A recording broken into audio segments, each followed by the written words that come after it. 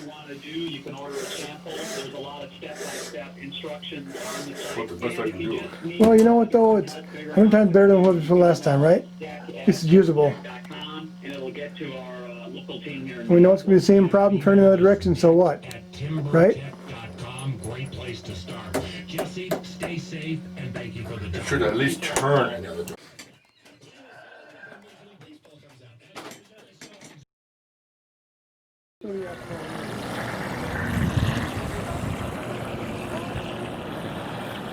I think your fin got fixed enough to sort of turn. That was good. That's turning okay in that direction. I have no problem with that.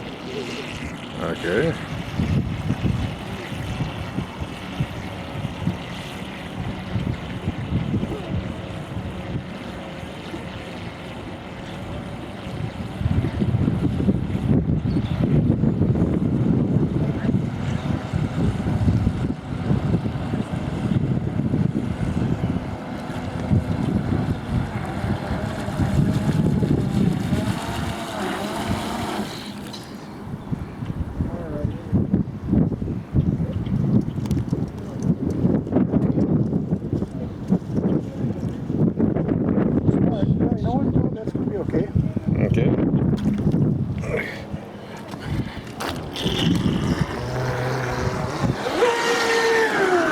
Holy crap, there you go.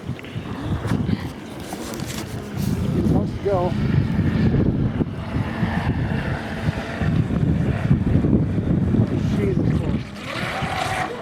Oh, Jesus. Oh,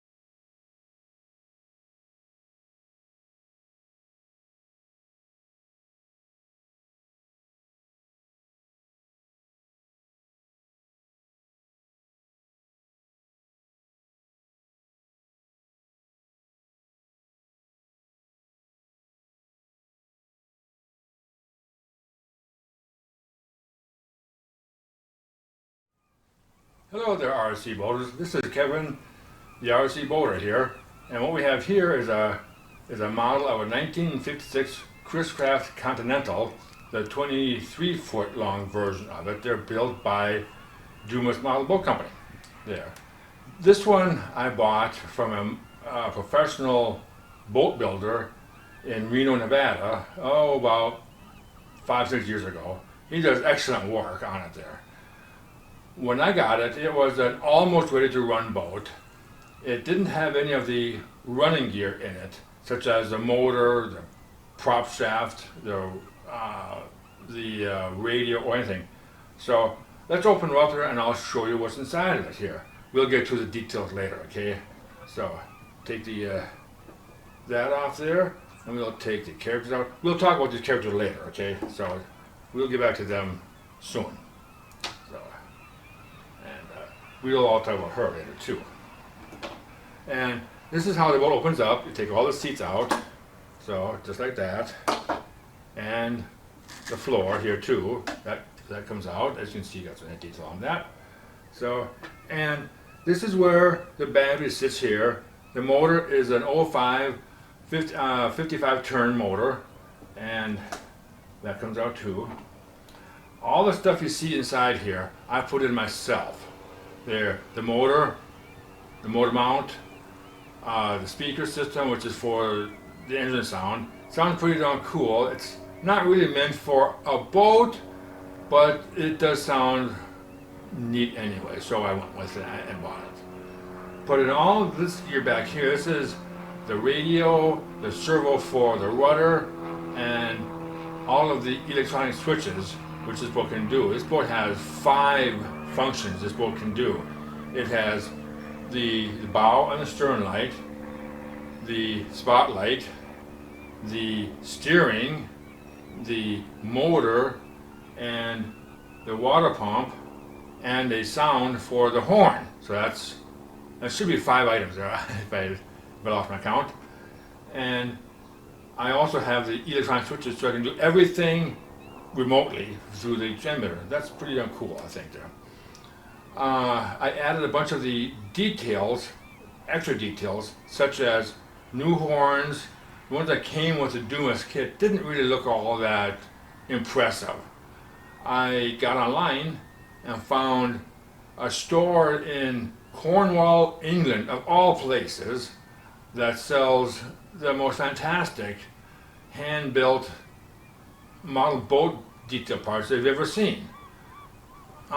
The model boating industry over there is a lot bigger than it is over here, so they got a lot of neat stuff.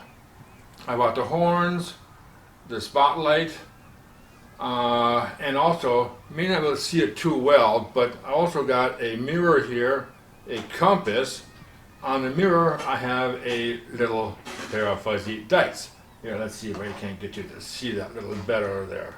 You might be able to see that there. That's where it's at. So, and I also put some details on the instrument panel too, but I can't think of anything more to talk about this boat. Oh yes, I almost forgot. The people. Now, you people who were born in the 60s, you obviously know who this portly gentleman is here. Yes, he is the skipper from Gilligan's Island. So, unfortunately, Gilligan couldn't be here because, well, contractual issues, you know. He said, I'm not going to show up if I don't get paid. Well, so, okay, he's not here. And then I have her. Now, you might know her. She is not Ginger. A lot of people who've seen her say, oh, you have Ginger. No, this is Marilyn Monroe, the sex goddess from the 40s and 50s. She's wearing her 7-year itch outfit. She had some glasses and a nice handbag, but I lost them. So, and I got one more figure here. You boys who were growing up in the 70s, you probably had her too, up on a poster on her wall. Yeah, this is the infamous Farrah Fawcett in her sexy red swimsuit. You know the one I'm talking about, you know. You know that one.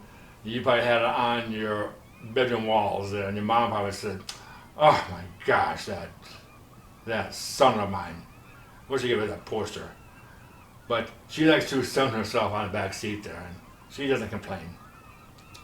And the other detail parts were on here. Some of the dollhouse figures or features actually work pretty good with a 1/8 scale model boat, which is what most of the Dumas kits are. This is a fruit basket for a dollhouse. The dog, I got that from a little toy doll that I bought in a toy store. And the dog just seems to fit real nicely. And on this side, I have a tackle box that I actually found as a Christmas tree ornament. Looks pretty good with a little dip net there. And you can see here too, I have a couple of fishing poles. They are also dollhouse figures. And they happen to fit there. The fishing poles are a little short, but that's all right because fishing poles come in a variety of lengths, anything from 6 feet to 10 feet long. These fit here just fine. So that works good for that. So when you come back, we'll be talking about another boat, okay? That's it for now. Thank you.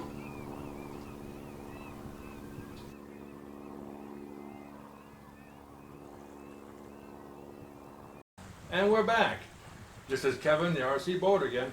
This time we have a boat from the 1950s of a Dragon Ito boat. There. This was built, like I said, back in the 50s from the people in Japan after World War II, so they had something to do and kind of build their economy after the war. It's an all-wood boat that has metal details to it there, and it runs pretty decent for being almost 70 years old. And so it has a TMY brass cased motor in it here, right there, running through a gearbox with a, you just kind of set the rudder to where you want it there. These type of boats were really meant for, the tub, or maybe, or more often, for the pool. Really not meant for open water use. So when you turn it on, which takes 4 D-sized batteries, those big honkers, the steering wheel is the switch. Turn it one way and it goes forward, turn it another way and it goes backwards. It is a dual prop boat there. And also the lights show up. But what is really interesting is the eyeballs in the Dragon light up also. A little confusing because this one is a red eye, green light. On the other side, red light, green eye. Why they did that, who knows? It just did it that way. So, the trailer that it came on, or that's on, I bought that a few years ago. It is a handmade. Here, let's get this out of the way so you can take a look at the trailer a little bit better here. The trailer is a handmade trailer from somebody on eBay. And it is meant for a variety of different sized boats, this one being the biggest, because these little resting boards, as you can see, they slide in and out. So you can put down any size boat that you want. And this one here just happens to fit here quite nicely. That's really about all I can say about this one. There is no real history on this boat, because when I bought it, it was historyless. So when we come back, we'll talk about 1952 Chris Craft Carolina. Okay, see you later. Hello, and we're back. This is Kevin, the RC Boater again. This time we have a 50-foot Catalina Flying Bridge Cruiser by the now defunct Sterling Model Boat Company. They've been out of business now for, wow. If you know how long they've been out of business, I'd like to know, because all I can say is probably about the last 40 years, I'm thinking. So this is one here, and the boat is right over here. And with this boat, this is like I said, the 1952 50-foot Flying Bridge cruiser from Sterling Model Boats. I got the boat from a club member from a club called the Edina Model Yacht Club. And he bought it back in, I think he told me like 1964, 65, when he and his brother-in-law bought one also. The brother-in-law started building it, but unfortunately he passed away before it was done. Flash forward several years, my club members, his sister called him up. We'll just call him Bill, just for ease of conversation. Called up Bill and said, "Bill, why don't you come and get Bob's boat out? Otherwise, I'm going to throw it away. It's in the way in the closet. I'm going to get rid of it." So he went over, picked up the boat, brought it to the club member, to the club meeting, let's say, to the club meeting, and said, and told us that story, and said, whoever wants it, they can have it for free. I don't know if all the parts are there, but it's for free. So I thought to myself, I'm up for a gamble, I'm up for a challenge, so I'll take it down, see what I can do with it. Well, as you can see, it's finished. And the parts were divided between the box I shown you earlier and a paper bag, but between the two containers there, and all the parts, except for all of the little metal parts that are on here. It didn't have any of those. To fix that, I bought an old donor boat from eBay. The boat itself was just no good. It was warped and not built right, but it had all the parts I wanted. So I bought that, salvaged them off, including this windshield here, because in the kit, these fine pieces of wood here were all busted up, and I couldn't do them all back together again because it was like trying to build a puzzle without a picture. So I salvaged out the windshield from that boat too, and it turned out pretty good. Now, this is a pretty simply run boat. I don't have any special features on it, so it's just a 2-channel radio that operates the motor and the rudder alone. But we'll get back to that a little later. I'll show you some of the details that I put on it here. First of all, there, a little tilt like this here. There we go. And a little tilt like that. You can see that on this corner here I have Captain Jack. Happens to fit there pretty nicely. And he's waving his hand to people. This table here, that's actually, like I said before, it's a dollhouse table. I bought it, took the legs off it, made it to look like a pedestal table for a boat. And I painted it too to look more like a wood and aluminum trimmed table than a fancy table that went into a dollhouse. It worked better. On the back here, there, you can see it there, I have a small boy that went to a G-scale model railroad outfit and a scuba diving outfit too that has the tank, the goggles, the weight belt that goes around your weight, and even a little dive knife too that I got from that same previously mentioned model boat company called Cornwall Model Boats. Like I said, they got all the neat stuff. So, the driver, he's also from a G-scale model railroad outfit. And while he's not really intended for the boat, but he just seems to fit, because his hand seems to fit just fine over one of the handholds on the steering wheel. That was pretty good there too. You can just barely see it here, but I'll give my hand out of the way. There's a cat here. I bought that from a local hobby shop. It's really a miniature little panther, but in the scale of the boat, it looks like a small cat. It looks kind of cute. Along with a can of beer. Yeah, he's drinking and boating. No, but he's doing it anyway. He got away with it. I have a compass here. I also have a pair of binoculars too that work real nice right there, along with some cans of pop over there. Now here, I'll open up the boat here so you can see the inside here, and we'll take this out here like that. So okay, there we go. We'll put it up here. And here's the inside of the boat here. As you can see, it is quite simple. Just the motor and the radio, and the steering swivel is actually located over in here. We'll take this out here and move the boat over there, and there is the steering swivel there. So it's a pretty simple operated boat there. The speed control is a 50 amp speed control from a company called Dynamite. You can still get them, but they're now under the Horizon Hobby flag instead of what they used to be. It was a pretty easy boat there. I also fiberglassed it too for the first time. That was an interesting thing for me to do, because it was a single hull boat.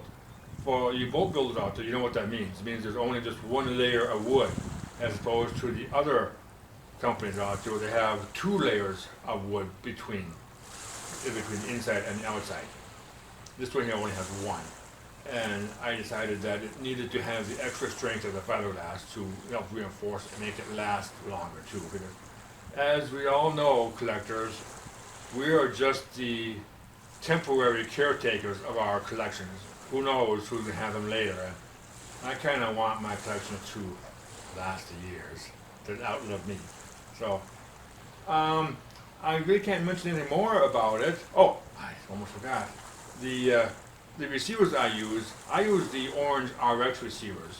They are cheap, and I find them to be reliable. Some people find them to be less than that, but I'd rather pay the $5 or $6 for these than paying the $40 or $50 for some of those name brand receivers. You know who I'm talking about.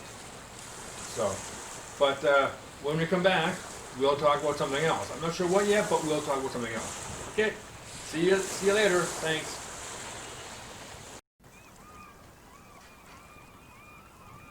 Hello, and we're back again. This is Kevin, the RC Boater.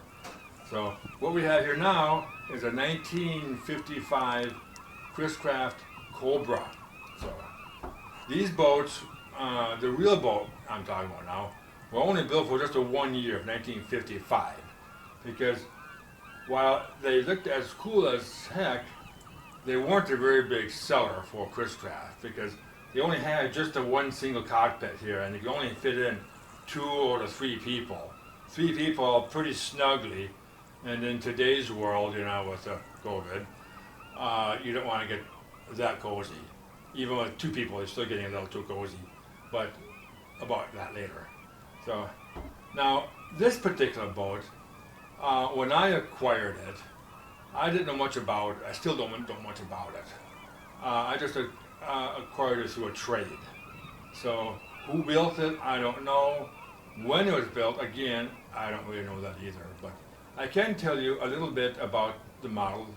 So the top comes off here, and this is called the turtleback. Why they call it that, I don't know, maybe it looked like a turtle to them. So, but here's the inside of the boat here, and again, with most of the boats I've received, it didn't have hardly anything in it. This one here, I put in the motor, the speed control. The speed control here is right there, and the radio, the servo for the rudder. This also has working lights too, but this one, as opposed to the other ones you've seen on the videos, this one is manually controlled by a little switch right there. So, and that turns on just the bow light and the stern light here. The stern light has to be plugged in to get that to operate. The motor that it has is actually for one of those RC trucks. It's a higher turn motor, so this boat goes a little on the slower side, but has a lot of torque to it. So when you take off, it really revs up and looks really super impressive. I tried making it as a water skiing boat, but this doesn't really work too well for that. It just wasn't designed for water skiing. I do have a water skier at home that when you see it, it's really kick-ass. It's, I'll give you a hint, it's Batman. With his cape flapping in the breeze. You should see it sometime at the pond. that is down at Edina, Minnesota. If you're ever in the area, come on down. We're down there most Sundays when the water is soft, not hard. But this particular boat is operated through a fly sky type radio, and to keep the bulbs from burning out, I have a 3.5 volt power reserve, voltage regulator in it there, which is, you can't see it here, but it's down in the bottom here, and it's a little electronic device that keeps everything within voltage. This model was built, or the kit came from the Dumas Model Boat Company. A lot of my boats came from that way. They're the exclusive ownership of the Chris Craft name. They're the only ones who can build models that use the Chris Craft name. Any other company that builds models of this type can only call them Chris Craft like, not the actual name. And so they give them different names, like, oh, if they build a boat like this here, they might call it the Snake or the Python, but they can't call it the Cobra because that's a trademark name for the boat company. But that's really all I can mention about this particular boat, because I don't really know much about it. I wish I did. It would be so much more interesting if you knew more about it. But so when we come back, I'll talk about something else, okay? So until then, see ya.